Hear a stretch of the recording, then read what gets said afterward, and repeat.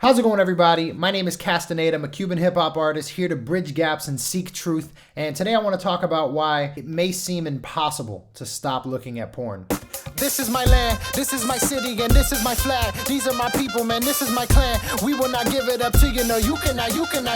This is my land, this is my city, and this is my flag. These are my people, man, this is my clan. We will not give it up to you, no, you cannot have. Now, pornography is widespread in our culture, and pretty much everybody has access to it, and pretty much everybody, in terms of American men, have seen it or have interacted with it, and many men struggle with addiction, where they're looking at it more times than they want to, where they find themselves trying to stop, unable to stop. And I want to shed some insight as to why it may seem impossible to stop. It is important to understand that pornography influences your brain's chemistry. The way your brain works is changed by looking at porn. When you look at porn, it stimulates the release of dopamine in your brain, which is a chemical associated with wanting. It's like when you're driving by Wendy's and you suddenly get a craving for a Baconator. That's dopamine saying, get me that Baconator, get that for me. It's associated with seeking and wanting. And so when you look at something like porn, which is a supernormal stimuli, which is what it's been called, meaning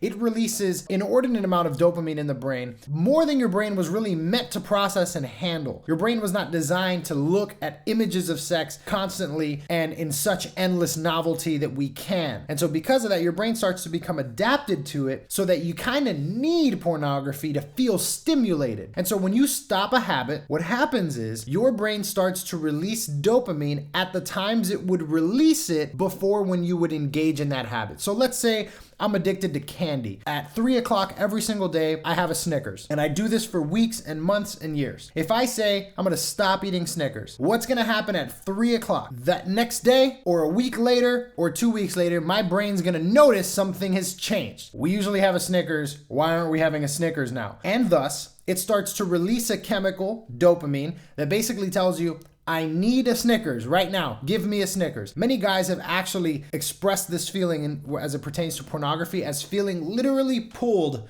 to look at it, as feeling this uncontrollable urge to look at it. And in Charles Duhigg's book, The Power of Habit, seems to be the case. It seems to be that when our brains are linked to a habit, breaking that habit is quite literally going against what our brains are designed to do. Now, the problem is they've been designed by that habit. And so to break that habit, we have to actually move away from those behaviors, but it's hard to do so because our brain's working against us. So if you're looking at pornography regularly and you've tried to stop and you have been unable to, it's probably left you feeling disappointed. It's probably left you feeling ashamed. It's probably left you feeling hopeless. But understand that your brain is releasing chemicals basically saying, please give me that drug that you always gave me. And so when you stop, your brain's gonna run rampant. It's gonna ask for it even more. It's gonna start to crave it more, and other pleasures are gonna become deadened because your brain knows what you've been giving it. You've been feeding it one source of fuel, to use that term, and so when you try to go to another source of fuel, it's not gonna recognize it, and it's not gonna release chemicals desiring that. It's gonna release dopamine to desire the thing which has already been given to it. And so if you're feeling discouraged and you wanna stop looking at pornography, understand that it takes time and you have to actually reset the way your brain works. You have to allow your brain to get back to normal in terms of dopamine release, and you essentially have to detox off of it, get off of it for a certain amount of time, put boundaries on your phone, put boundaries on your computer, keep yourself away from it so that your brain starts to then notice that, hey, we're not dying. There are other natural pleasures in life that I can now stimulate this person toward, and you will start to feel yourself wanting to do other things rather than constantly being preoccupied with looking at porn. But understand, you're not crazy. It is very difficult because your brain is working against you. It's releasing a very powerful chemical in dopamine that basically is the fundamental chemical in all desire. Dopamine's the reason you get up in the morning. It's the reason that you go out and do things you like. When you get excited about an activity, when you get excited about a meal, when you get excited about seeing a friend, that's dopamine involved. Dopamine is releasing and it's saying, hey, there's good things on the horizon. Let's go get them. But when dopamine starts to become inordinately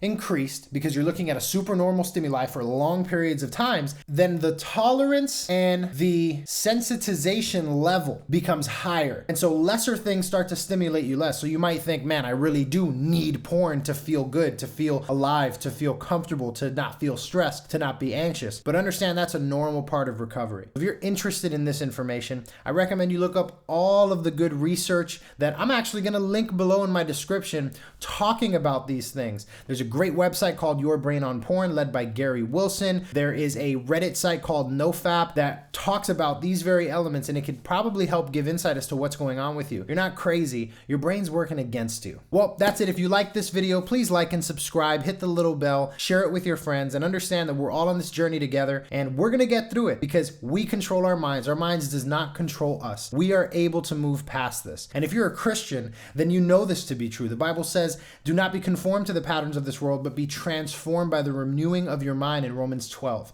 Now, the renewing of your mind involves changing beliefs, changing thoughts, and changing habits. And all of that is housed right here in our brains. And so you are capable of moving past this. What you need to understand is your brain is starting to adapt to the addiction and has already adapted to the addiction.